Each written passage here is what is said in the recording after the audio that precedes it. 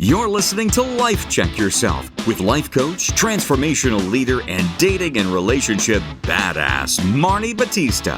Every week, you'll get the raw truth from top experts and real people on the important life and love issues you want to know about. So if you're ready to life check yourself in your relationships, your career, and the areas of your life that matter most to you, and you're not afraid to be called out on your stuff, then you're ready for what's next. Life Check Yourself with Marie Gervais, emotional intelligence and resilience, workplace joy through breathing techniques. Regulate before you react. Ladies, welcome to another episode. You know, we have been getting so much positive feedback on our episodes around workplace peace and joy that I thought it would be awesome to have my next guest here. I got to be a guest on her show also, and we'll talk about that. But I want you to welcome Marie Gervais to the, is it Gervais or Gervais? Gervais. Gervais. Mm-hmm. Gervais. Is that French? Yes. I love it. Marie Gervais. You're going to love this interview. Marie is a PhD. She believes that a happy workplace is a productive and profitable one. Amen. Her mission is to build workplace leadership capacity characterized by real communications that acknowledge people for who they are. She has a model called the SWELL model, which is safety, wellness, encouragement, and learning. She has online courses. She is a transformational leadership coach working with managers to build inclusive, confident organizations where people can't wait to show up for work. Oh my gosh. Her podcast, which is amazing, Culture and Leadership Connections, was named the 5th of 20 top leadership podcasts in 2022. She has a book called The Spirit of Work, Timeless Wisdom, Current Realities, is now available for purchase on online book directories around the world. Of course, we'll have access to that in the show notes. Welcome. I'm so happy that you're here. Thank you, Marnie. I'm happy I'm here too. Listen, I just got a message from one of my clients this morning who's an HR professional who had an idea that she was going to be terminated. She's an HR executive and no one told her. She set up the meeting. She walked in there, and this is just happening every day where people that are in mid-level or even high-level positions, there's just change going on. They don't know anything about it. And they're just expected to suck it up, reprove themselves, and carry on as if nothing happened. What's going on out there? Is this a post-COVID blip, or has it always been going on? Now we're just hearing about it more often. What's up? Well, I think it's worse. It's worse post-COVID, but it's also worse because the world is very volatile. And there are so many organizations that are feeling the volatility, and they're looking at the trends and they're going, where are we? What should we do? And often they just chop people without thinking about what the consequences would be, or they just don't have the empathy to realize what this is going to do to others and how this will damage the organization. So it's that volatility and that lack of, there's so much uncertainty in the world and in people's work. And also political polarization, where people are just shouting at each other from different sides all the time, you're a horrible person. No, you're a horrible person. How does this help anybody to govern? And what it does is it puts everybody in fear mode. And this is not just happening in one country. It's the whole world where this is happening. And that's why everybody is so scared. So they're basically running out of, emotional nervous system triggers of fear. And they aren't perceiving their own inner condition outside of the fear. And they're not perceiving the outside conditions realistically. They're just seeing everything as scary and just reacting to it. And so then if you're in an organization and you are either a leader that's not equipped for this, or you're working for a leader that's not equipped for this, how can our listeners, I'm just diving right in, activate change? Or can they not, and they need to manage how they react to it? Or is that the time that you just go, this isn't my place anymore? What's the process for that decision to happen, if there is one? There is one. It's always to start with you, always, because that's the only margin of control you truly have is your own. And it doesn't help to force yourself to do things that you're really uncomfortable with, or to make yourself finish things, which is what almost everybody is doing. What does help is to notice what's going on inside of you. So notice, just pay attention to what's going on inside. And mostly, the best way to start doing that is to just notice that you're breathing, because it's the only autonomic nervous system function that we have that we can actually pay attention to and affect. So you just notice that you're breathing. It starts to calm your nervous system down. You don't have to change anything. You just go, I'm breathing. Cool. And that automatically starts to deepen your breath a little bit more. If you want to take it to the next level, you just in through your nose, out through your mouth. And that calms your nervous system down further. It's a simple thing, but it makes a huge difference. And I even used this with a group of people that had just experienced a workplace tragedy. So they saw someone die in front of them, and their manager said, go to your training and get back to work, which is what's happening all over the world, right? These are human beings who have just experienced a traumatic incident of one of their colleagues dying. And instead of saying, wow, we need to process this, we're not safe to go back to work. It was just go to your training and get back to work. And so on the training, they came up on the training and they were just like this. And I said, what's going on? Like, what's happening? And then one guy started screaming at me, and he's saying, I don't have time for this. None of us have time for this. This is a waste of our time. And I just thought, I said, something is going on here. So I went, you do not have time for this. There is no way you have time for this, but you have time for one breath. And he went, oh, yeah, I guess breathing I could do. And I said, well, let's just do that. So we went, he just calmed right down. And then the whole group went, can we do that? And they did the same thing. I said, what happened? What's going on? And then they told me what was going on. And then one of the guys said, we're not safe for work and we can't concentrate. And I said, no, you can't. Let's just cancel this. That's crazy. That is so crazy. And they're working a dangerous work site. After seeing somebody die in front of you, you don't just go right back to work. And you don't engage with a training that means nothing to you in that moment because you just saw something horrible. So yeah, that's breathing. Breathing is the most important first step. And just notice your breathing and then try and take a breath. And it's going to make a big difference. There's a lot more that can happen, but that's really a necessary starting point. It's so interesting that you were talking about breathing because I recently decided to investigate cold plunging. You know, where you get into a really cold body of water and then you do like contrast therapy because I had an injury. Well, I was dabbling, but then had a flare up of an injury. And I was like, let me see if this, you know, all the things I read really help. Anyway. And I breathe when I meditate, but even when I'm in a bad place, like it's hard for me to get to that like point where I'm like, okay, follow my own advice, right? Because, you know, it's easy to dish out and you have to be able to do it. So I realized when I was doing this cold plunging, like breathing is literally the way you stop the flight reaction, which makes me want to get the hell out of that little tub. Yeah. And I really saw in a non-emotional trigger the power of this. So it's almost like when we say like, oh, just breathe, especially, you know, if someone tells us to calm down, we just want to slap them. That just makes you mad when people do that. It makes you angry. Right? Like, it's a dismissal of your state of being at that moment. It is. Yeah. And I was like, okay, so let me just take this in a non-emotional reaction. And it 100% works. It's like, I'm just validating that scientifically we know this. But for me, I was like, wow, I actually can calm down. I can sit here. I can deal with what's happening. I could do it for like 90 seconds or 2 minutes or whatever it is. But what happens is when we get in these workplace situations, we usually don't have someone there reminding us what to do, and we react. So back in the day, you know, people would say, especially women I talk to, they'd be like, well, you can't really, you know, express your emotions at work. You have to be in sort of like your more masculine energy.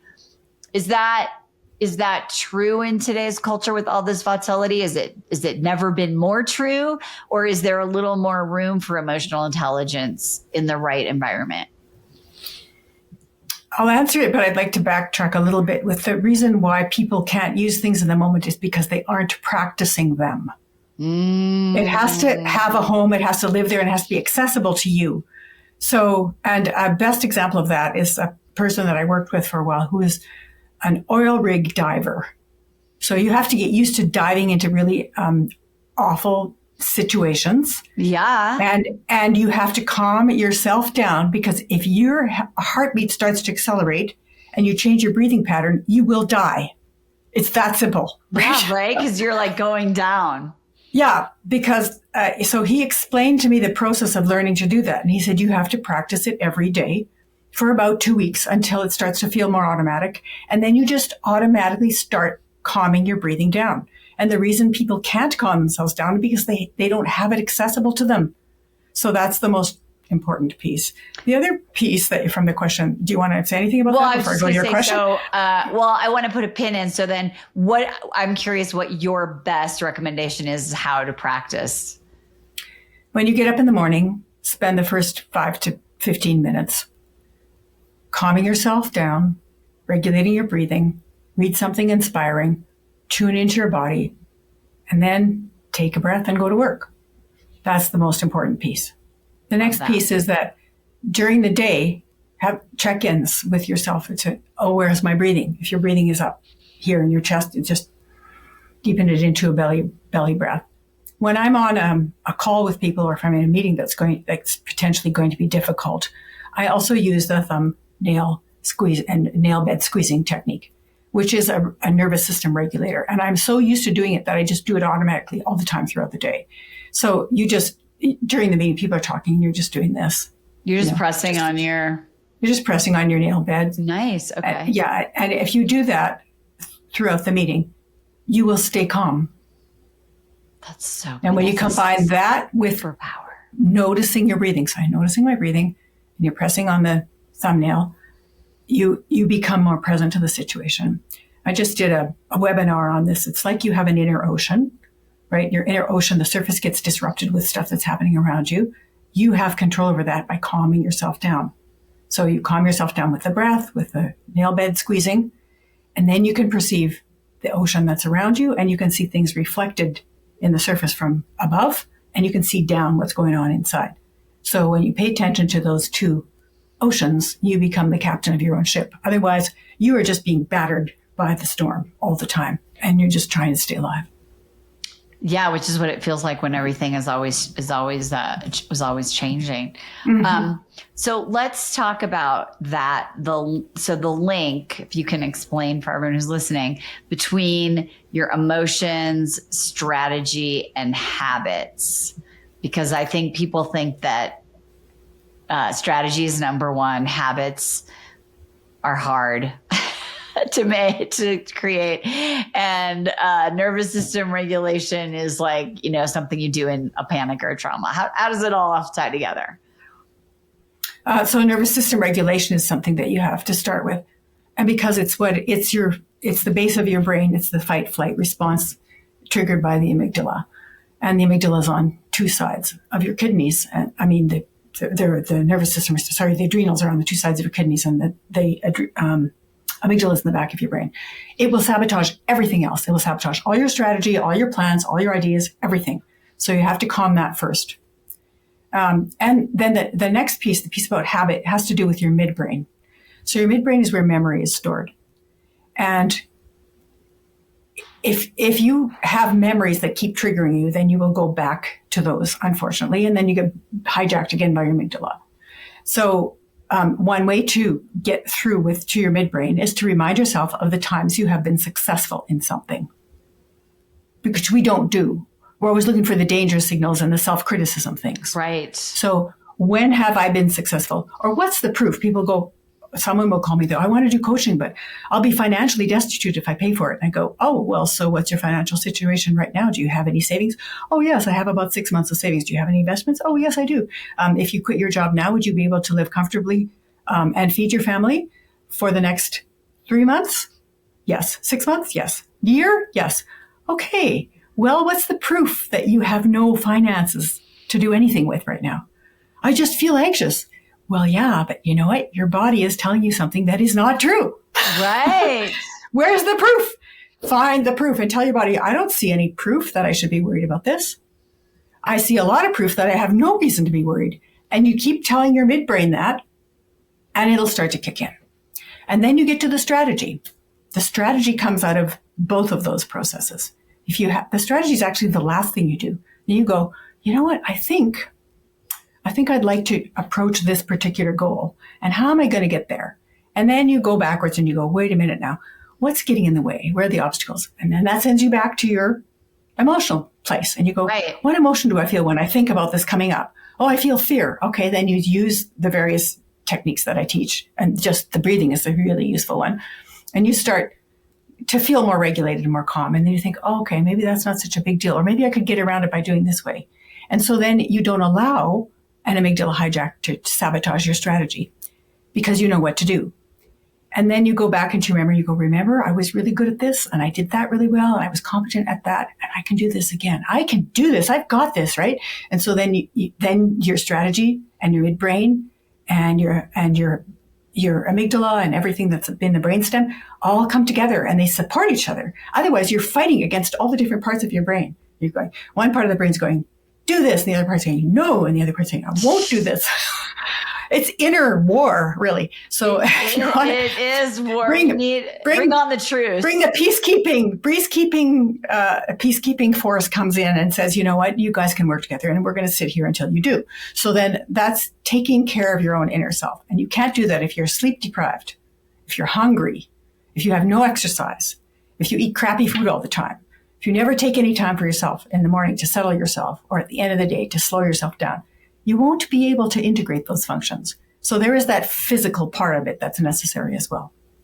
Yeah, it's funny. I was talking to a client the other day who was going into the pattern. And I was like, you need to have I just called it like a rigorous discernment process, which is kind of what you just described, right? Like if you can have the awareness that you're going into it, like you were saying, you're like, oh, I'm in a reaction. And you go, oh, there's a war. Okay, what am I going to do to stop the cycle? It takes responsibility to decide you don't want to be in that spot. I've seen so many people struggle with taking that responsibility because there's this part of them that kind of likes being victimized or being, poor me, why me? What do you say to people who have a hard time deciding that that's not going to serve them, that the unconscious gain of being a victim is not how they want to keep spending their life and they don't want to do the work? What do you say? It's not a cognitive process. You have to start with what feels unsafe about this to me. And then you go into where's the emotional feeling of resistance. What am I resisting? What feels unsafe? What would help me to feel safe? And when you start just allowing that to settle, you don't even have to do anything about it. You just have to allow that to settle, An answer will come up. And then you'll start to see where's your way to move through.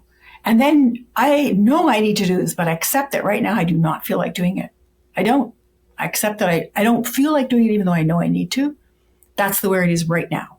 If you accept it in that moment, it opens the realm of possibility for change. You're not saying, I accept that I'm stuck and I'll be here forever. You're going, in this moment, I am not going to do what I'm supposed to do. I just won't do. No one can make me and I can't make me either. I'm just not going to do it. And I accept that I'm not going to do it. The next minute or less, you'll go, okay, I'm going to get started. Yeah. It's about because acceptance is key. Right. Acceptance is key to calming the danger response in the nervous system. Acceptance says, it's okay. You never have to do anything about this. You can stay where you are for the rest of your life. In this moment, that's how you feel. And we accept that. Your whole parts of yourself. We accept that. And then it opens up the door for change.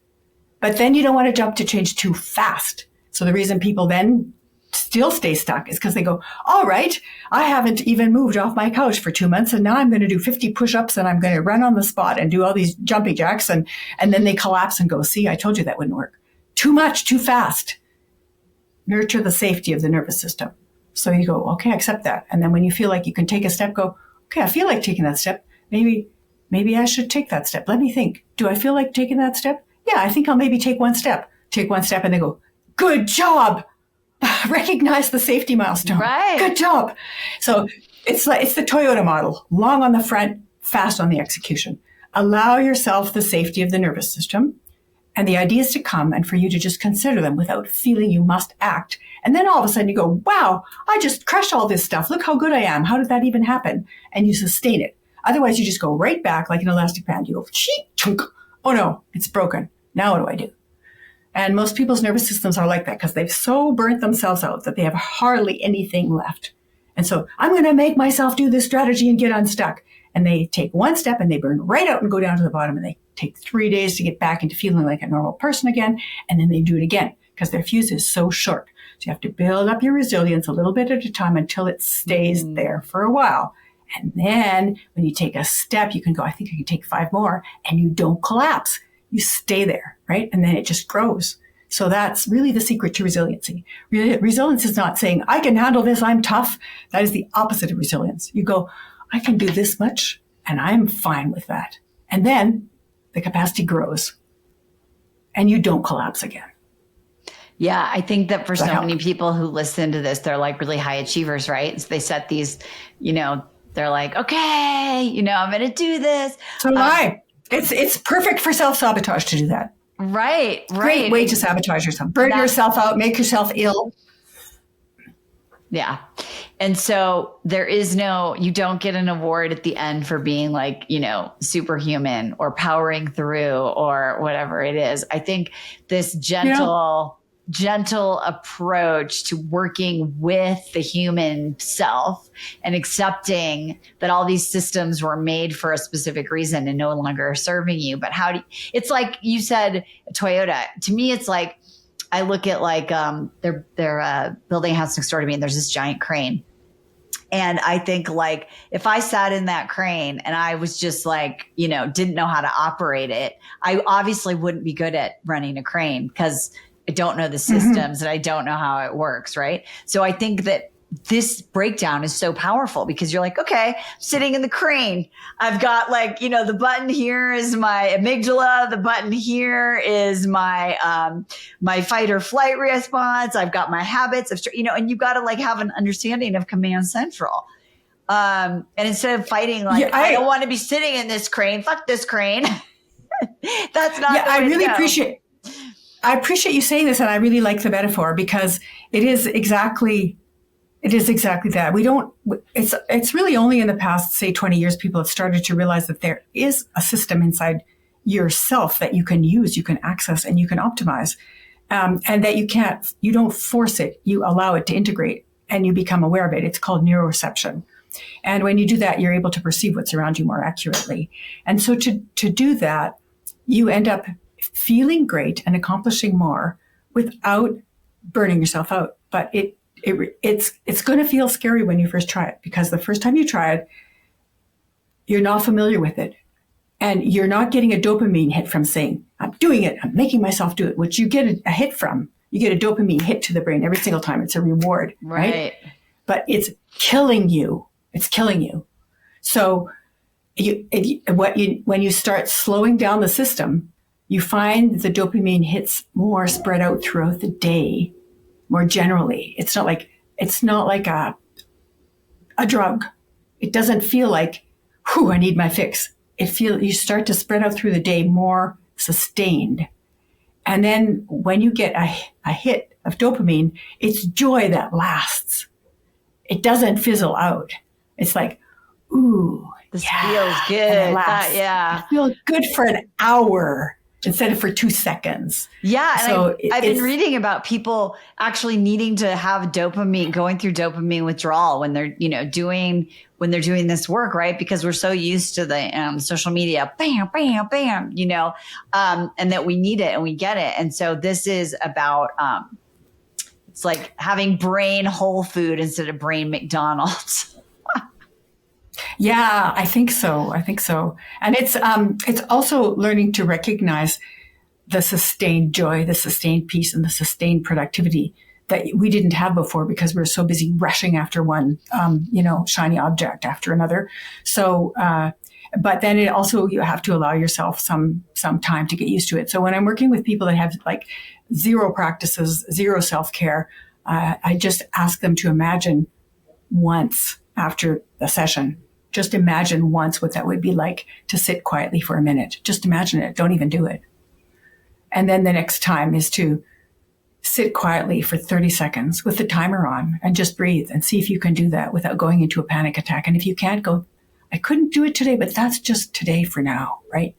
And so then they start to condition their nervous system to calm down. It's very useful to learn to do that. It's amazing. I was just talking to a nurse yesterday, and she said to me, she's really big on self-care, and she works with cancer patients that are all dying. And she's been doing this for 15 years, and she's not one single day discouraged. She's always encouraged by the whole thing. She always feels this is her calling. And I said, how do you maintain that? Because what you're doing is like difficult, and people, their families come in and they're so stressed out, and they're hypervigilant about stuff, and they yell at you and stuff. And she said, yeah, because I just keep remembering these are human beings and they need love, and I take care of myself. She goes, I get up, I have a morning routine. I spend time with my family. We eat breakfast together. Even if it's only 10-minute breakfast, we have 10 minutes of time together.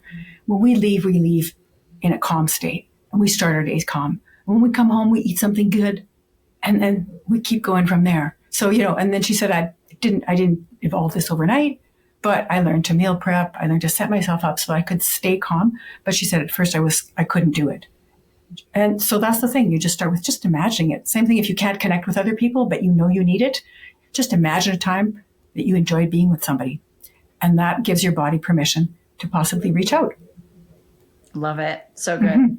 Okay. I want to switch tracks because this is another thing that I'm really hearing come up a ton when I'm talking to the women that I work with and give us their amazing stories. And that is this idea about workplace loneliness and isolation. And I'm sure that the COVID, woohoo, we can be remote, and then we have that.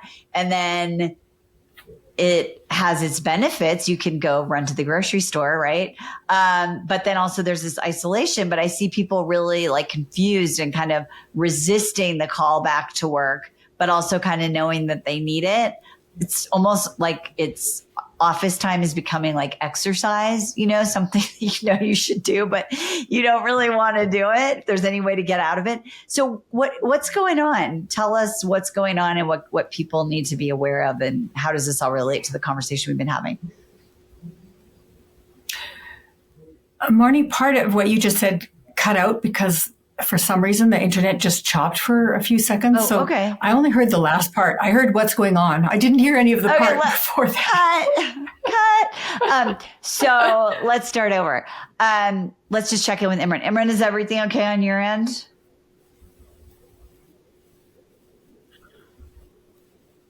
Okay, perfect. Okay, great. Cool. Okay, cool.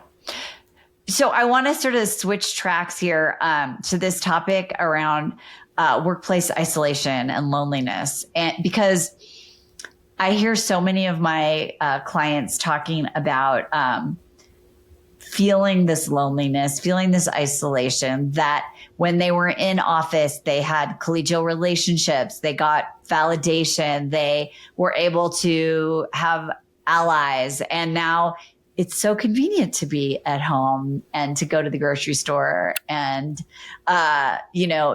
have that flexibility. And I almost feel like there's a push pull of like not wanting it because they'll afraid they'll miss the convenience, but also not confident that going into office 5 days a week is necessarily great.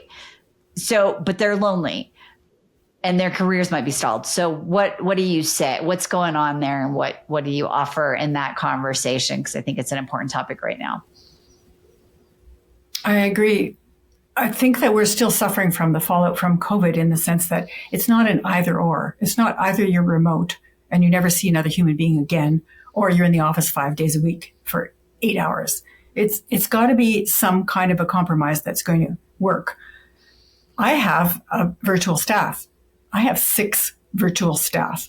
And so we meet once a week with 3 of them, and the others we meet once every 2 weeks. I have never met any of them in person, and I've been working with them for 7 to 10 years, right? So, but we get a lot of enjoyment out of those the times that we spend together. We check in with each other. What's going on with you? Oh, you're in the middle of another tsunami in the Philippines. Right. Is there going to be landfall? Are we going to be okay? Are you going to be okay? I said, oh, you're in Kenya. What's going on with the violence in your town that you were saying last time? And then, oh, you're in the province next to me. Has the flood been resolved yet? Like, people are facing those kinds of things all the time. Right. They're facing natural disasters all the time. And when you have a virtual workplace, especially if you have people from around the world, you hear about what's actually going on in the world. It's not just you in your little bubble. It's actually people experiencing these things.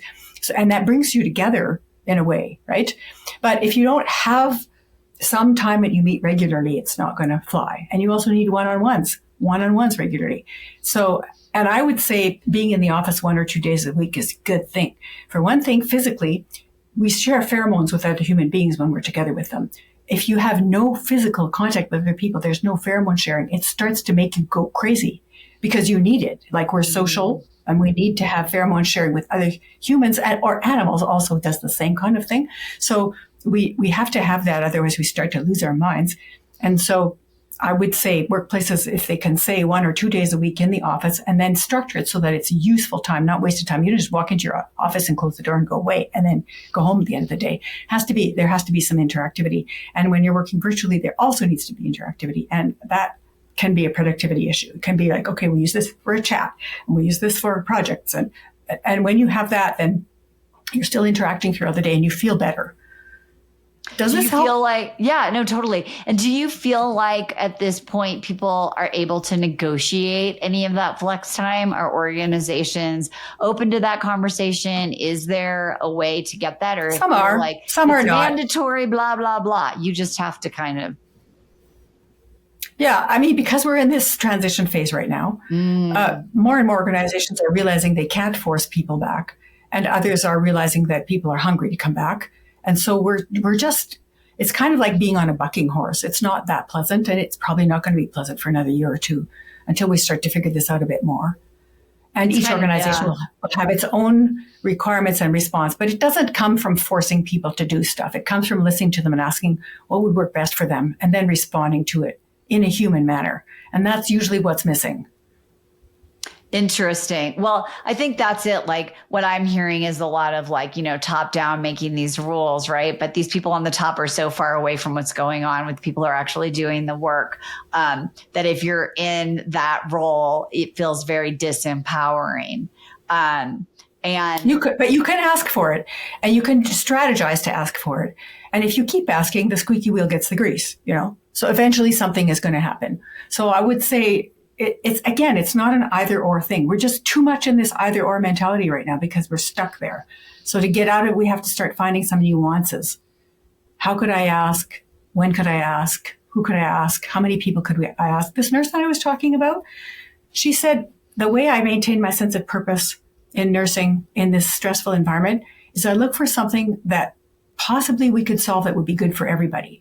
And then I give my best to creating some kind of an initiative that may or may not work. If it works, everybody's happy. If it doesn't work, I did my best and I still feel happy about that, right? And she said, and that just reduces my stress level. So you could be persistent about it, but you have to do it in a way that's not going to make everybody get mad at you. You have to be a strategic squeaky wheel. Yeah, a strategic squeaky wheel. Right, exactly. I love that. That's super, super helpful. Last thing I wanted to talk to you about is this idea about bringing your whole self to work. I think that's a good, kind of wrapper of this amazing conversation we've had. I talk to people and they're like, I have a pie, it's my life. And 80% is my work and 20% is my life, but I'm actually bringing 20% of myself to work because I don't feel heard, I don't feel safe, or I'm not doing work that makes me feel on purpose, or I don't feel validated or respected. What do we do, Marie? How do we bring our whole selves to work so that we can increase our joy, our purpose, and our productivity? I think all those things would go up, right? Service to others. As soon as you stop thinking, I need this, I must have this, if this person who is acting like a jerk doesn't acknowledge me, then I will die.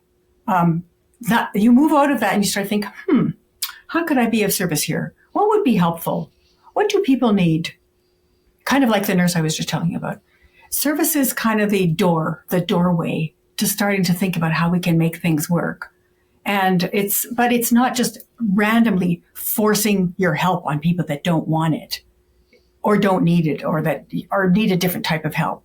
It's about how can we make this work in a way that meets people's needs? And you start thinking about it, just like this nurse who was so good at sticking in my mind right now, and then how can I be of service? It moves us outside of our own self-absorption into what would be best for all of us. And you may not come up with an answer, but the fact that you're thinking about it moves you into a much better state. I was thinking about this the other day because there's this line that I kind of read in my meditation blessing that says like, service is my joy and joy is my service, right? When I want to anchor to that idea that that's really the come from. Yeah. That is the mission of what I do, of my work, of my business, right? Then that's helping me create from a different energy. And I think people forget that when they're working in an organization or a company or a job where they feel like it doesn't matter. Mm-hmm. And there's another quote that service is the magnet that attracts heavenly strength. So you go, wait a minute, I'd love to get access to divine strength. That sounds awesome. Yeah, sign me up. And there have been people who did research, Adam Grant is one of them, who's done research on how do people move out of this either helping too much or not helping at all. And, how do you make this work? It's called give and take. And it turns out that when people are working in a service or organization, like say a nonprofit, but they're not doing anything that still feels like their job, not their service. They still need to do something of service to the community. When they do something like that to their family, to their community, to their elderly parents, so it doesn't have to be a big deal. When they do something like that, they move into feeling empowered and they get energy again. So even people in like social workers in really high touch service with people in difficult situations and big problems, they still need to go do something else that's of service that's different. Maybe it would be walking a dog with your neighbor, right? Makes your neighbor feel good, makes your dog happy. And you get your power back. That's amazing. Yeah. I mean, look, all of this whole conversation has been about agency, right? Like, Marie, you shared so many different ways in which we can be empowered to create the experience of life that we want. And, the yeah, but is just your own sabotage, like we talked about earlier. And you've just provided so many amazing tools and check-ins and awarenesses. And I'm just so grateful to have had you here and like get all your information, all your knowledge, all your wisdom, Marie. It's been so great having you. Thank you, Marnie. I appreciate the opportunity. Ladies, so the name of the show, you know it is. It's called Life Check Yourself. And you could rewind this. You could listen to it again. You could look at the show notes. You could think of a person in your life who needs to life check themselves.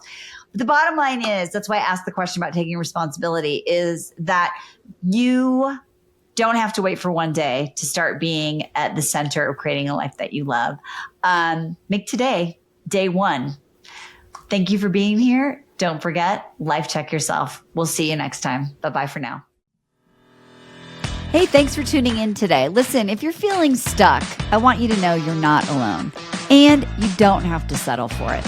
I've created a free quiz to help you pinpoint what's draining your energy and exactly how you can fix it. So head over to decodeyourdestinyquiz.com and take the 60-second quiz right now. That's decodeyourdestinyquiz.com. And if you're ready to dive deeper, you can book a free no obligation consultation at marnibatista.com/private coaching. That's Marnie, M-A-R-N-I, Batista, B-A-T-T-I-S, as in Sam, T-A.com/private coaching, all one word. Let's take the first step to creating a life you love on your terms. I'm Marnie, and I'll see you next time.